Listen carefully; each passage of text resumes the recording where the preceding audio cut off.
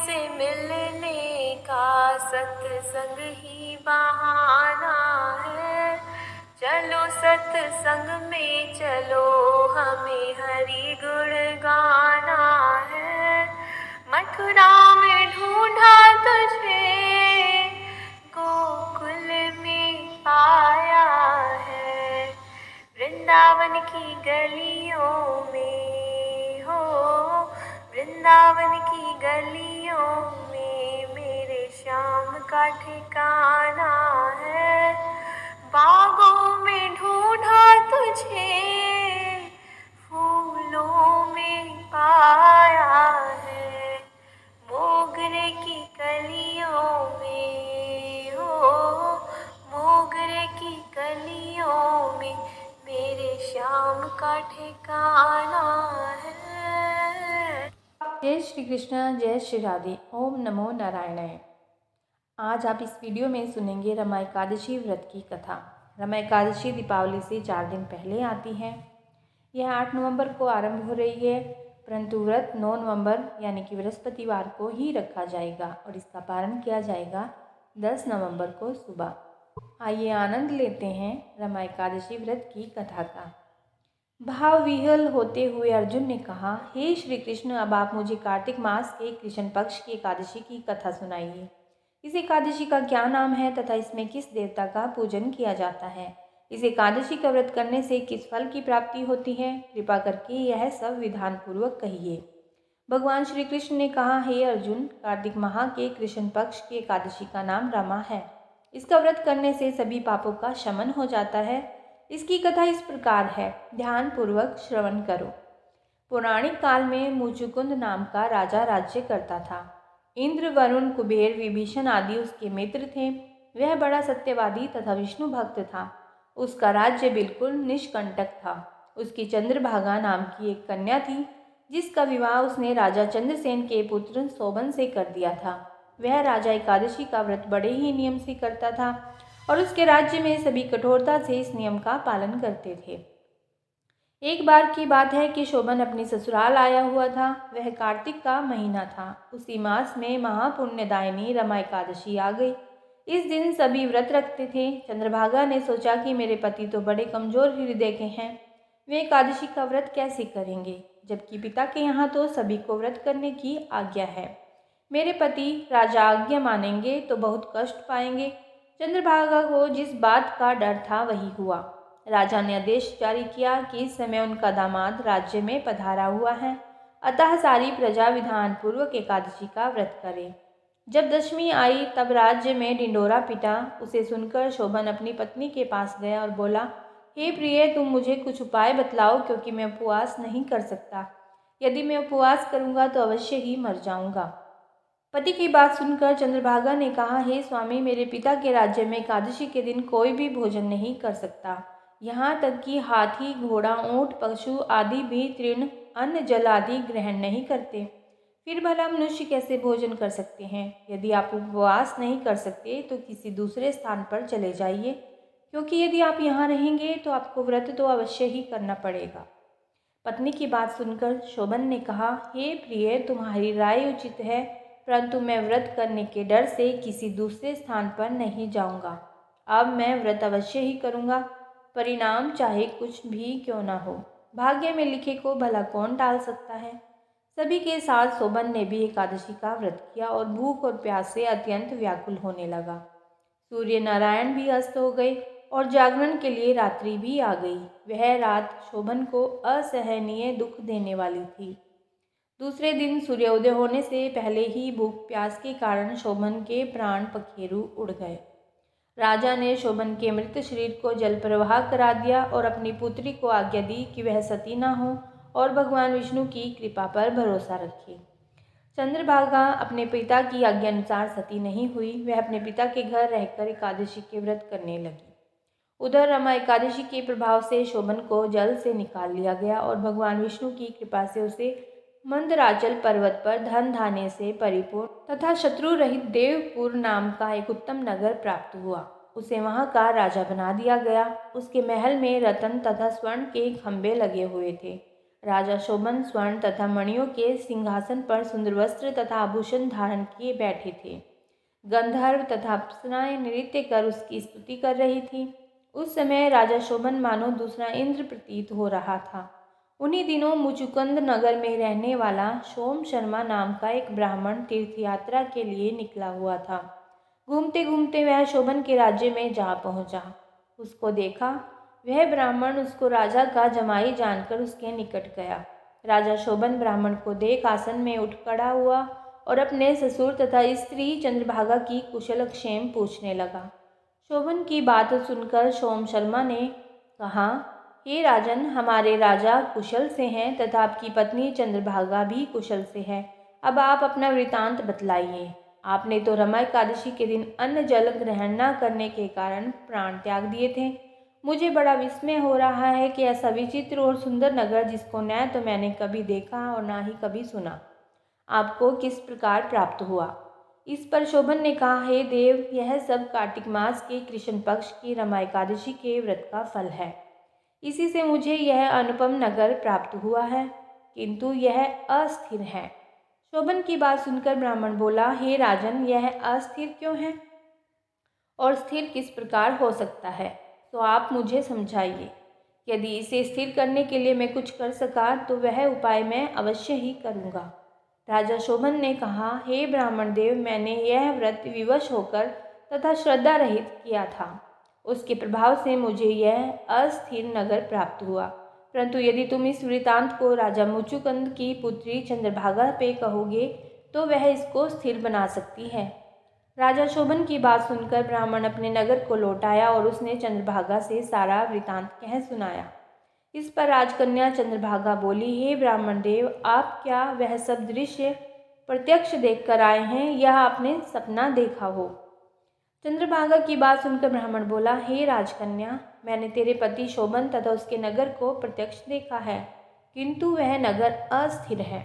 तू कोई ऐसा उपाय कर जिससे कि वह स्थिर हो जाए। ब्राह्मण की बात सुनकर चंद्रभागा बोली, हे ब्राह्मण देव, आप मुझे उस नगर में ले चलिए। मैं अपने पति को देखना चाहती हूँ। मैं अपने व्रत के प्रभाव से उस नगर को स्थिर बना दूंगी। चंद्रभागा के वचनों को सुनकर वह ब्राह्मण उसे मंदराचल पर्वत के पास वामदेव के आश्रम में ले गया। वामदेव ने उसकी कथा को सुनकर चंद्रभागा का मंत्रों से अभिषेक किया और चंद्रभागा मंत्रों तथा व्रत के प्रभाव से वह दिव्य देह धारण करके पति के पास चली गई। शोभन ने अपनी पत्नी चंद्रभागा को देखकर उसे प्रसन्नतापूर्वक आसन पर अपने पास बिठा लिया। चंद्रभागा ने कहा, हे स्वामी, अब आप मेरे पुण्य को सुनिए। जब मैं अपने पिता के घर में 8 वर्ष की थी, तभी से मैं सविधि एकादशी का व्रत कर रही हूँ। उन्हीं व्रतों के प्रभाव से आपका यह नगर स्थिर हो जाएगा और सभी कर्मों से परिपूर्ण होकर प्रलय के अंत तक स्थिर रहेगा। चंद्रभागा दिव्य स्वरूप धारण करके तथा दिव्य वस्त्र अलंकारों से सजकर अपने पति के साथ सुखपूर्वक रहने लगी। हे अर्जुन, यह मैंने रमा एकादशी का महात्म्य कहा है। जो मनुष्य रमा एकादशी के व्रत को करते हैं, उनके सभी पाप नष्ट हो जाते हैं। जो मनुष्य रमा एकादशी का महात्म्य सुनते हैं, वह अंत समय में विष्णु लोक को जाते हैं। भगवान श्री हरि बड़े दयालु और क्षमावान हैं। श्रद्धापूर्वक या विवश होकर भी यदि कोई उनका पूजन या एकादशी का व्रत करता है तो वह उसे भी उत्तम फल प्रदान करते हैं। परंतु मनुष्य को चाहिए कि वह भगवान का पूजन पूरी श्रद्धा से करे। शोभन अपनी पत्नी द्वारा श्रद्धापूर्वक किए गए एकादशी व्रतों के कारण अपने राज्य को स्थिर कर सका। ऐसी सुकर्मा पत्नी भगवान श्री हरि की कृपा से ही प्राप्त हो सकती है। तो जोर से बोलिए, जय श्री राधा, जय श्री कृष्ण। ओम नमो नारायण। हर साल कार्तिक मास के कृष्ण पक्ष की एकादशी तिथि पर रमा एकादशी का व्रत रखा जाता है। इस दिन उपवास रखकर पूरे विधि विधान से भगवान विष्णु की पूजा की जाती है। साल की 24 एकादशियों में रमा एकादशी को बहुत ही महत्व दिया गया है। इस एकादशी को रंभा एकादशी के नाम से भी जाना जाता है। रमा एकादशी का व्रत रखने से व्यक्ति को सभी पापों से मुक्ति मिलती है और मोक्ष की प्राप्ति होती है।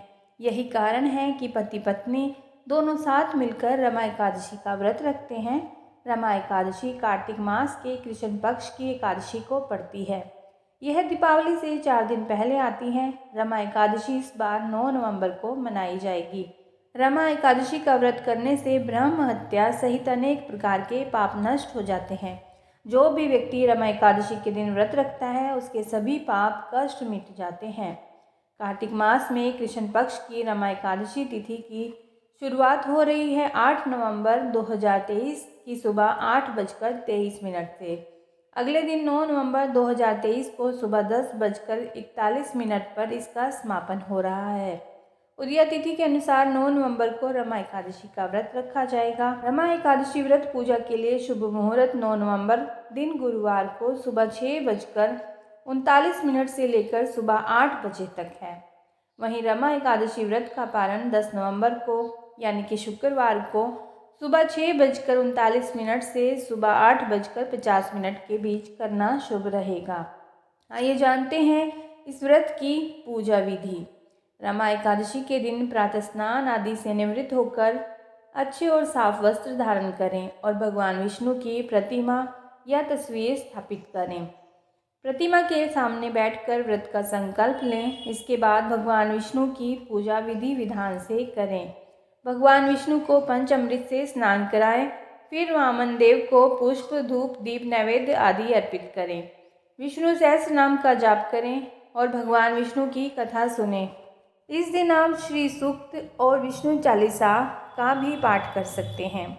इसके साथ ही द्वादशी के दिन पारण किया जाता है। इस दिन आप किसी ब्राह्मण के घर कुछ भोजन भेजकर या फिर किसी ब्राह्मण को घर पर ही जिमा कर आशीर्वाद प्राप्त कर सकते हैं। उसके बाद आप स्वयं खाना खाएं। रमा एकादशी चातुर्मास की आखिरी एकादशी होती है। इस एकादशी के बाद देव उठनी एकादशी आती है। दिवाली से पहले रमा एकादशी पड़ती है। इस दिन माँ लक्ष्मी की पूजा करना शुभ माना जाता है। भक्त उपवास के दिन से एक दिन पहले दोपहर में भोजन लेने के बाद शाम को भोजन नहीं ग्रहण करते, ताकि यह सुनिश्चित हो सके कि अगले दिन पेट में कोई अवशिष्ट भोजन ना बचा रहे। भक्त एकादशी के दिन उपवास के नियमों का कड़ाई से पालन करते हैं तथा अगले दिन सूर्योदय के बाद ही उपवास समापन करते हैं।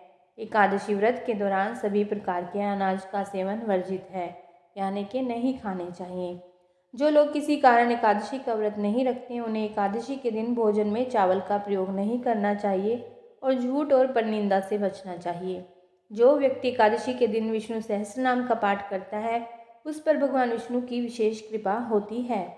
जब एकादशी 2 दिन की होती है तब दूजी एकादशी यानी कि जिसमें द्वादशी का मिलन हो वह करनी चाहिए। उसी दिन व्रत रखना चाहिए। शुभ मुहूर्त सुबह 6:42 से 8:07 तक और लाभ मुहूर्त होगा 9 नवंबर को दोपहर को 12:22 से दोपहर 1:47 तक और अमृत मुहूर्त होगा 1:47 से दोपहर को 3:12 तक। एकादशी के व्रत को समाप्त करने को पारण कहते हैं। एकादशी व्रत के अगले दिन सूर्य उदय के बाद पारण किया जाता है। एकादशी व्रत का पारण द्वादशी तिथि समाप्त होने से पहले करना अति आवश्यक है। यदि द्वादशी तिथि सूर्योदय से पहले समाप्त हो गई हो तो एकादशी व्रत का पारण सूर्योदय के बाद ही होता है। द्वादशी तिथि के भीतर पारण न करना पाप करने के समान होता है। एकादशी व्रत का पारण हरिवासर के दौरान भी नहीं करना चाहिए। जो श्रद्धालु व्रत कर रहे हैं उन्हें व्रत तोड़ने से पहले हरिवासर समाप्त होने की प्रतीक्षा करनी चाहिए। हरिवासर द्वादशी तिथि की पहली 1/4 अवधि है। व्रत तोड़ने के लिए सबसे उपयुक्त समय प्रातःकाल होता है।